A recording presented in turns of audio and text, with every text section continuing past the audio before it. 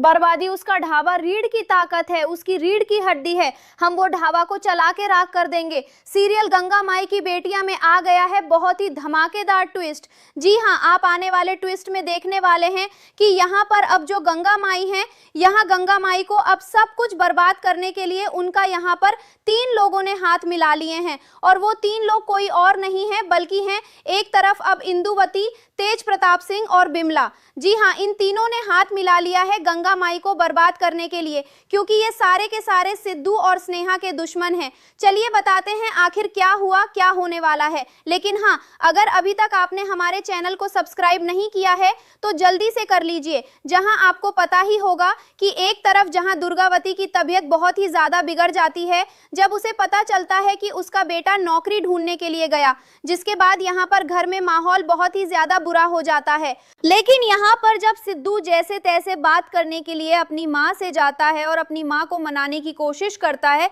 तो उसकी वो मान जाती है, लेकिन कहती है कि मेरी ना 3 शर्तें हैं, और अगर वो लड़की इन 3 शर्तों को मान लेती है तो मैं उसे अपनी बहू मानने के लिए तैयार हूँ। सबसे पहले तो हमारे काम में कोई भी अड़चन पैदा नहीं करेगी, हमारे रिश्तों को नहीं तोड़ेगी, और साथ ही कभी भी इस परिवार को किसी और चीज से पीछे नहीं रखेगी। सबसे पहले इस परिवार को रखेगी। अगर ये उसे एक्सेप्टेबल है तो मैं उसे बहू मानने के लिए